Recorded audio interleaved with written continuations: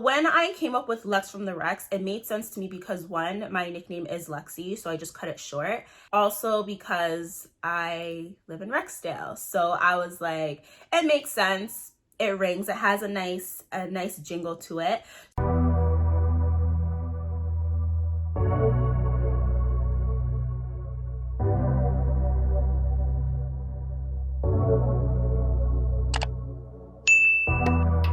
Hey guys, welcome to my very first YouTube video.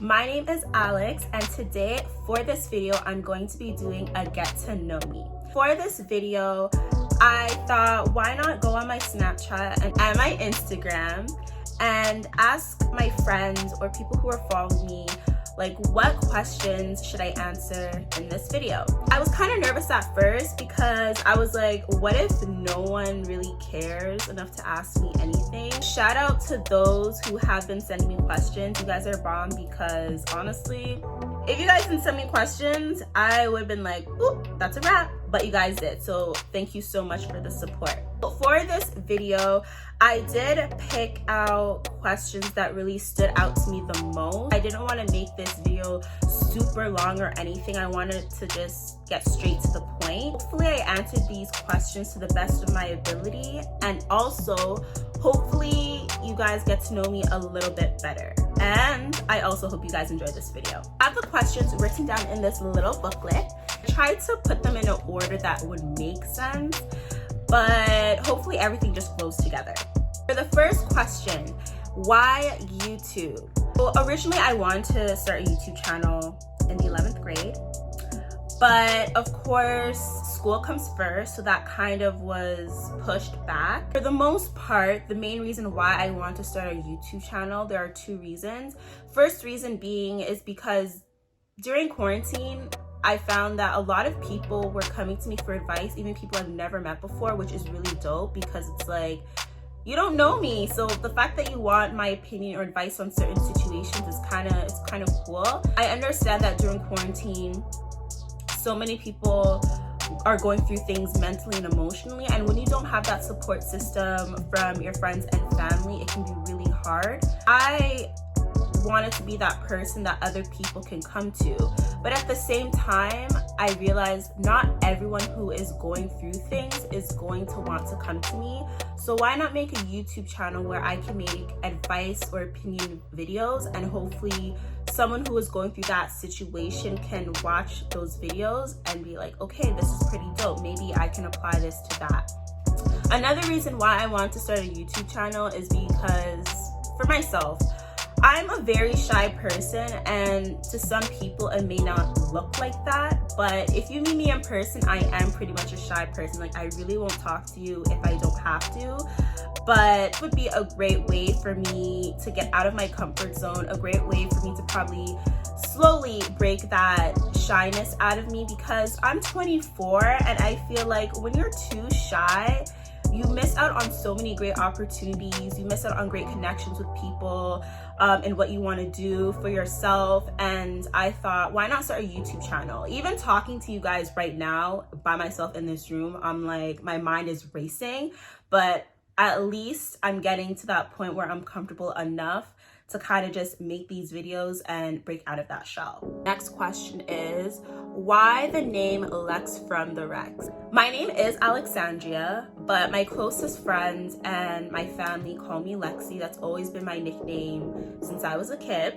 At first, my first YouTube channel name was going to be All About Alex, which I thought was pretty cool, but I felt like it didn't have that ring or that flavor that I wanted that would make people think like, oh, like, why that name? I felt like All About Alex was just like pretty much that. When I came up with Lex From The Rex, it made sense to me because one, my nickname is Lexi, so I just cut it short. Also because I live in Rexdale, so I was like, it makes sense. It rings. It has a nice jingle to it. Where do you see yourself in 5 years? I graduated from Seneca like years ago for fashion, arts, and studies, but right now I'm majoring in business. I definitely see myself branching out and definitely putting out something within that field in terms of fashion. So I definitely want to have at least one source of income within a business. I feel like in 5 years, I definitely want to have my own place. Sorry, mom. Do you plan on staying in Toronto? Ugh. Oof. I want to say yes because I feel like I'm so used to Toronto. Like, I've lived here all my life. I've never lived outside of Canada, I should say. I just feel like it makes sense because I'm so used to everything, but at the same time, I'm a person that likes to be adventurous. I'm an adventurous person. I like to experience new things, and I definitely want to put that in my lifestyle. Maybe I'll consider moving outside of Toronto or possibly Canada, buy some property there. For now, let's say I will be staying in Toronto, but in the future, I definitely want to think ahead. I've definitely thought about Atlanta. I've definitely thought about LA, those areas, but we'll see. We'll see. Next question. Are you single? Yes, I am. I am single. I am single. When it comes to my dating life, I don't really like putting that out there, or at least details, but I am single. Next question. How do you deal with overthinking? I feel like when you're an overthinker, there's really no way around it. You are just going to naturally overthink almost every situation. The way how I deal with it, personally, not saying this will work for you guys, but how I deal with it, I try to look at the pros of every situation. When I'm overthinking, I can be like, okay, this is gonna happen, or this is gonna be the worst outcome in this situation. So what I try to do is like flip it. So I tell myself, okay, this might happen, but it's not the worst thing that can happen. And I look at the positive side of situations, if that makes sense. Try not to have worst case scenarios overtake my mind. I just try to throw that out with positivity. Be like, this is gonna happen, but this can happen as well, if that makes sense. How do you get over someone? Getting over someone is never easy, especially if there's history, but for one thing I can say, stop contacting them on everything. You have to delete their number, delete them off your social media, whatever the case may be, just stop contacting them. And from there, I feel like things will run so much more smoother. When you have people on your social media or you have their number still in your phone, I feel like in your mind, you're like, should I hit this person up? Should I, see how they're doing? Should I see what they're posting on social media? The answer is no. Don't do it. Don't do it. Delete their number. Stop watching their social media.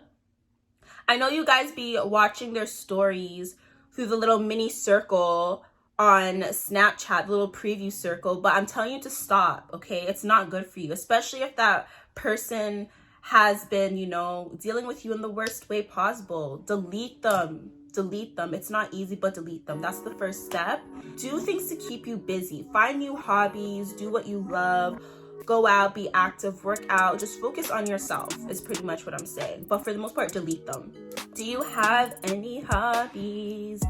Yes, I do. When growing up, I've always been into reading, drawing. Like I've always had an artistic side. Definitely into fashion. So I definitely want to incorporate that into my hobby. So I love drawing. I love painting. So what I would do is like draw designs, and no, I will not show them to you guys because when it comes to my artwork, I wouldn't say shy, but I take that with me. I'm very private when it comes to my art. So I do draw. Maybe one day I'll showcase some things that I've done in school, but yes, I'm into fashion, I'm into reading, I'm into writing. Sometimes I like to write my thoughts in little journals, go back to them and reread it. Or, if I have goals, I'll write that out and go back to that. But yeah, those are my hobbies. Does height matter when dating? I don't want to be that person to be like shallow or anything, but for me personally, it does matter because I'm already tall. I'm like 5'7", 5'8". People be like, oh, that's not tall. It's tall. It is tall. If I'm that high, I definitely want to have preferably someone taller than me. It makes sense because, like, I mean, if I'm tall, I usually don't go for someone shorter than me. Like, that is, I don't know, that just doesn't catch my attention. When you're attracted to someone, the first thing that comes to mind is like their height and their looks. No one is gonna go up to someone that isn't, how can I put this, that isn't appealing to them. Like, they're not gonna just go off the bat. Like, everyone says, oh, personality matters, and it does. Don't get me wrong, personality does matter, but when it comes to height and looks, that's what first attracts someone. So I'd be alive to say that height doesn't matter. So yes, to answer your question, height does matter when dating. Fame or money? Money. I be seeing how these celebrities be going crazy because of fame, and me being a private person, I would hate that lifestyle. So just give me the money and I'll be on my way. I'll be fine. I don't need fame. I don't need any of that. Just give me the money and I'll be Gucci.